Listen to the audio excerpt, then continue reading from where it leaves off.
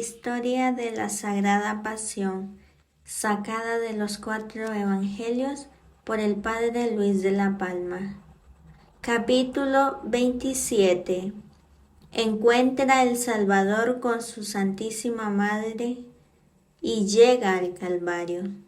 No fue el menor trabajo de este camino las injurias y baldones que decían los que estaban mirando por las calles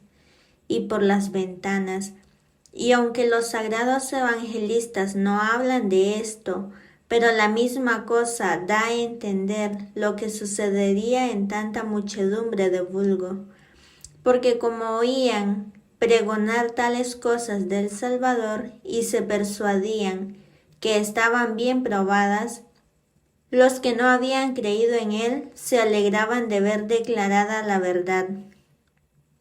y los que habían creído se corrían de haber creído la mentira, y los unos y los otros se vengaban con las lenguas, multiplicando injurias y oprobrios, y echando maldiciones, a quien a su parecer también las merecía. Y así se cumplió lo que tantos años antes había dicho el profeta.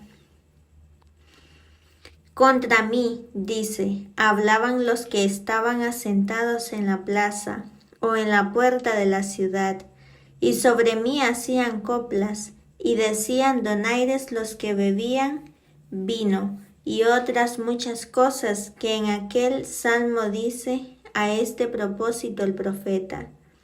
El peso de la cruz era muy grande, y las espaldas sobre que cargaba estaban abiertas y desangradas con los azotes, y por ser tan larga, era forzoso ir arrastrando con ella por las calles y dando saltos en la desigualdad de las piedras. Y con estos golpes y con los vaivenes quedaría a un lado y a otro.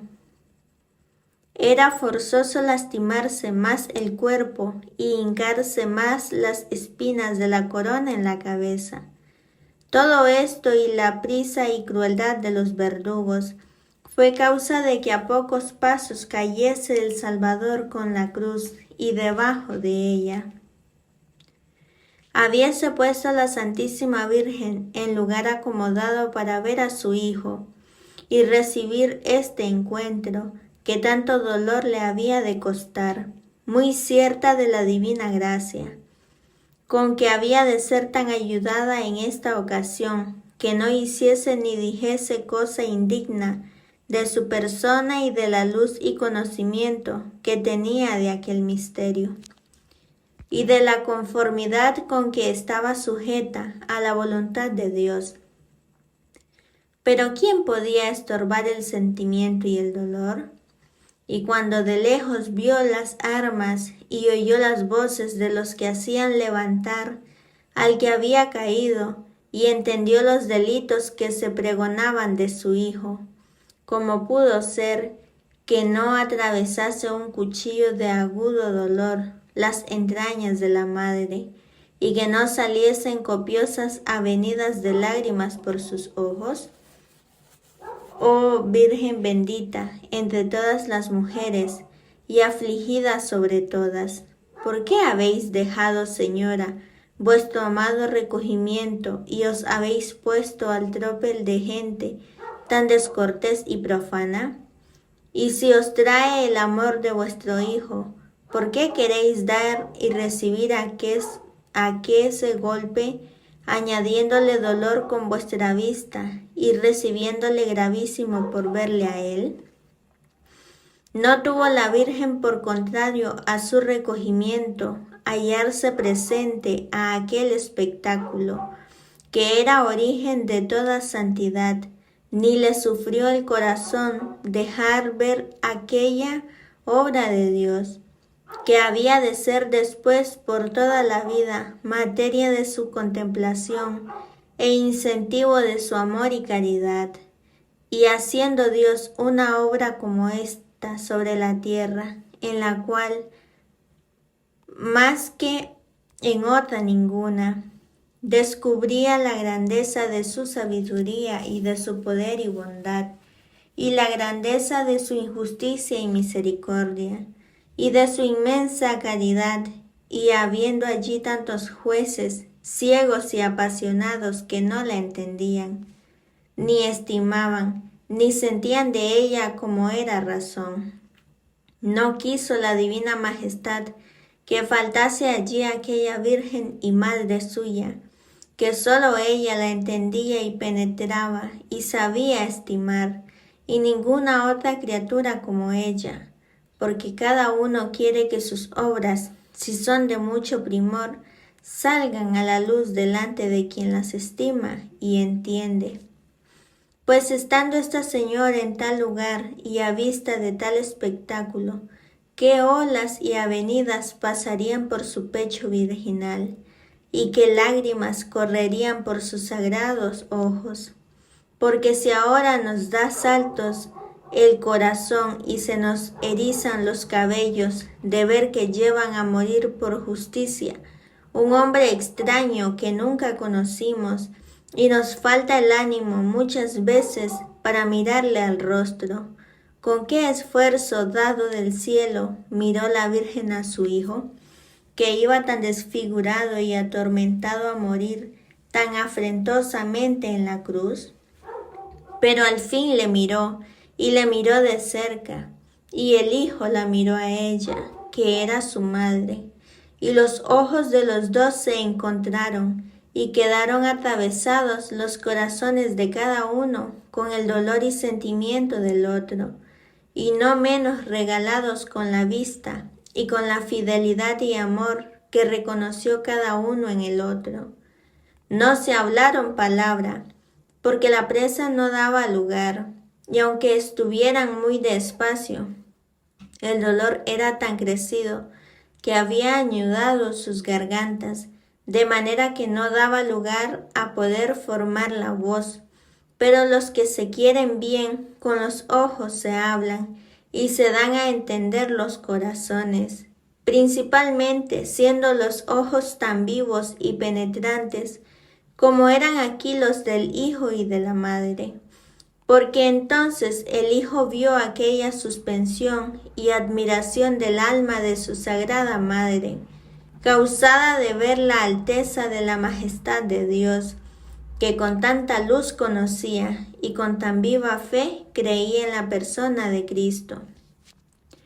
Tratada tan indignamente, vio el agudísimo dolor de aquel corazón virginal que tenía delante de sus ojos a su Hijo, merecedor de toda honra y regalo, puesto en suma deshonra y tormento. Vio aquel agradecimiento tan humilde y verdadero con que la madre agradecía al Hijo, aquella redención tan copiosa y tan costosa que hacía del género humano. Vio aquel reconocimiento tan leal de la parte tan rica y aventajada que a ella le cabía de esta redención. Vio aquella voluntad tan resignada, tan sujeta y tan conforme con la del Eterno Padre, en caso tan dificultoso y tan repugnante a la naturaleza. Vio finalmente el Hijo amantísimo aquellas lágrimas, aquel dolor y quebrantamiento de corazón de su madre, nacido de amor y de compasión de sus males,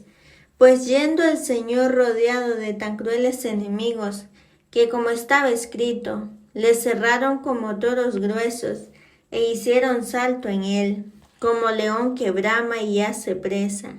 y que mirando a una mano y a otra, no halló quien le conociese, ni quisiese volver por él,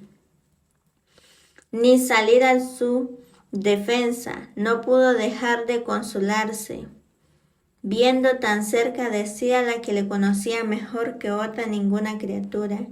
y sabía estimar la obra que hacía, y agradecer el amor que le traía en aquellos pasos, y le había puesto peleando con sus enemigos en aquella estrechura.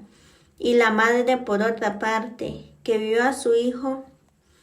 en tan grande afrenta y dolor, reconoció en él el amor tan encendido que ardía en su pecho para con Dios y para con los hombres.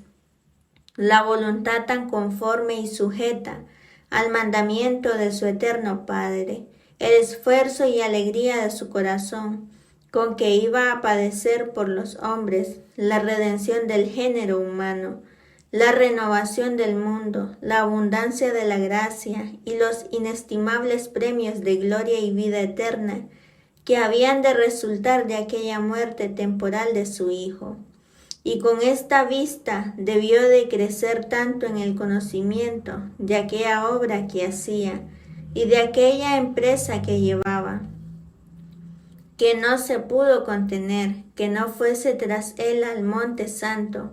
a hallarse presente a aquel sacrificio que el sumo sacerdote había de ofrecer, para aplacar la ira de Dios y reconciliar con él todos los hombres.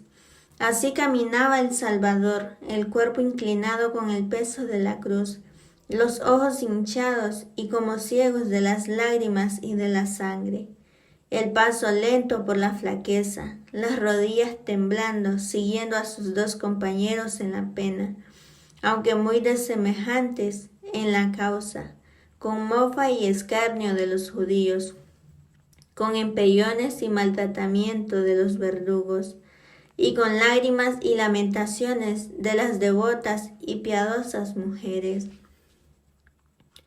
Y habiendo llevado su cruz para mayor afrenta por todas las calles públicas de la ciudad, al salir de ella en la puerta que llamaban judiciaria, se dice que cayó otra vez el Señor, faltándole ya la fuerza para poder pasar adelante con tanta carga. Y por eso en aquella salida trataron de darle algún alivio, buscando quien llevase la cruz hasta ponerla en su lugar, y esto no por compasión, que en ninguna cosa la tenían, sino por ver que el Salvador no podía, y caminaba muy despacio, y cayendo a menudo con la carga, y no sosegaban hasta ver ejecutada la sentencia, temiendo siempre alguna novedad o estorbo, u de parte del juez, u de la turba, o por ir el Señor tan gastado y consumido, que pudieron temer no se acabase antes de ponerle como querían en la cruz. Por esto, pues buscaron quien se la llevase, y como la carga era tan infame, y el llevarla era señal de haber de ser crucificado en ella, no se hallaba nadie que quisiese ayudar en esto al Salvador.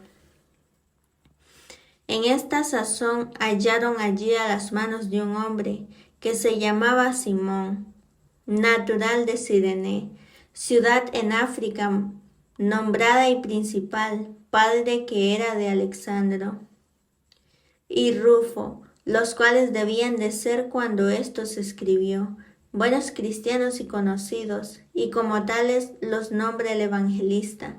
para dar a conocer por ellos a su padre. Venía Simón de su labranza, u de su granja o aldea, cuando le encontraron. Allí le asieron y alquilaron, y pagándole su trabajo le hicieron llevar la cruz muy cerca y detrás del Salvador. De esta manera, aliviándole en algo el trabajo, se quedaba en su punto la deshonra, llevándole la cruz tan cerca, que todos entendiesen que era para él. Hombre, por cierto, muy dichoso, que fue alquilado para carga tan gloriosa, cuya paga no pudo dejar de ser muy grande, pues abrazado con la cruz conoció la virtud y excelencia de ella y del Señor, que había de morir en ella, y alcanzó la salud y vida eterna por medio de ella. Entre tanto que se concertaban estas cosas, y cargaban con la cruz al cireneo, se detuvo un rato el Salvador, y dicen que se sentó sobre una piedra que muestran a los peregrinos hasta el día de hoy. Esta fue buena ocasión para que una piadosa mujer, llamada Verónica, que algunos piensen ser aquella misma, que había curado al Salvador del flujo de sangre, viéndole el rostro tan obscurecido con la sangre, mezclada con el sudor, se llegó, sin que nadie se lo estorbase, con toda reverencia y compasión, a limpiársele con un lienzo blanco de 3 dobleces que traía, y en todos 3, con particular milagro, quedó impreso y señalado el rostro divino del Salvador, dejándole el Señor este regalo en pago del que ella recibía, y dándonos a todos prendas que imprimirá su faz y su presencia en nuestras almas. Si meditamos en su cruz y con amor y devoción le hacemos compañía en sus dolores. Esta historia de la mujer Verónica se detiene por tradición digna de fe, y una de estas figuras se guarda y muestra en Roma con gran veneración, y otra en España en la ciudad de Jaén, y otra dicen que está en Jerusalén. Algunos piensan que esta devota mujer llegó a limpiar el rostro al Salvador antes que saliese de la ciudad, y que se muestra hoy el lugar donde esto sucedió, pero en esto va poco y no hay cosa que sea cierta. Lo que el Santo Evangelio dice es que en este camino del Calvario no dejó el Señor de enseñar, consolar, exhortar y hacer en todo oficio de quien era, porque algunas buenas mujeres, que no eran de las que habían seguido al Señor desde Galilea, y andaban en compañía de la Santísima Virgen, sino otras buenas mujeres vecinas de Jerusalén, movidas de la piedad natural con que se suelen enternecer las mujeres, que cualquiera calamidad ajena lloraban amargamente de ver a Cristo nuestro Señor, a quien habían visto predicar, hacer tantos milagros y ser tenido en tan gran reputación, que hubiese venido a tan baja y miserable fortuna, que le llevasen públicamente a crucificar. Viéndolas pues el Señor derramar estas lágrimas, les fue a la mano, no consintiendo que llorasen por él, las que tenían tanto que llorar por sí, porque aunque lloran la muerte del Señor es cosa santa y piadosa, cuando nace de amor y compasión, y principalmente si lloramos también nuestras culpas, que fueron causa de ellas. Pero como el Señor vio que aquellas buenas mujeres le lloraban como a desdichado y miserable, que sin poderse defender era llevado a la cruz con violencia, y que estaban tan ignorantes de las calamidades que habían de venir sobre ellas, las advirtió de esto segundo, y desengañó de lo primero diciendo: hijas de Jerusalén, que así se llama a las naturales y vecinas de aquella ciudad, no lloréis por mí, como por hombre desdichado, y que padece por sus delitos y contra su voluntad, sino llorad por vosotras y por vuestros hijos, porque esto que pensáis de mí, que soy miserable y desdichado, por morir a manos de mis enemigos, ha de venir por vosotras y por ellos, porque si yo muero, es por mi voluntad y sin culpa, por la obediencia de mi Padre, y bien universal de todo el mundo, y para resucitar muy brevemente, y ser ensalzado con gloria y nombre, sobre toda gloria y nombre. Pero sobre vosotras vendrán muy presto días de tanto trabajo y apretura, que se tengan por dichosas las que no parieron ni tuvieron hijos, por no verlos padecer ante sus ojos en aquella calamidad que ha de alcanzar a todos, la cual será tan grande, que tengan los hombres por mejor el morir que verse en ella, y como quien desea la muerte y no la halla, darán voces a los montes que vengan a caer sobre ellos, y a los collados que los sepulten vivos, y siquiera con esta muerte miserable los libren de males tan horrendos. Enséñales al Señor a sacar de su pasión el temor de Dios y de su justicia. Y compárase a sí mismo a un árbol verde y fructuoso, y a ellos a uno seco y dispuesto para el fuego. Y háceles esta razón: si a mí, que soy inocente, no me ha perdonado la divina justicia, y por las culpas ajenas me manda a padecer tan graves males, ¿cómo disimulará con vosotros tantas y tan graves culpas propias, sin que queden rigurosamente castigadas? Si en el árbol verde se ha emprendido el fuego de la ira divina, como veis, ¿de qué manera pensáis que se emprenderá en vosotros, que por vuestros pecados estáis tan dispuestos al castigo, como está la leña seca para el fuego? De esta manera, llegaron al monte que llamaban Gólgota, y nosotros llamamos Calvario, lugar en que padecían los malhechores, y en el cual, como dijo el profeta. Gracias por haber llegado hasta el final de este capítulo. Te invito a continuar escuchando este audiolibro en el siguiente video. Recuerda compartirnos qué te ha parecido el libro en los comentarios y te invito a escucharnos ahora también en Spotify. Bendiciones en la divina voluntad. Gracias por vernos. Suscríbete al canal de Misión Rúa YouTube ahora para que podamos seguir difundiendo la misericordia de Jesús en el mundo entero. Y no te olvides de compartir, darle un me gusta, comentar y suscribirte al canal para ser un misionero Rúa más.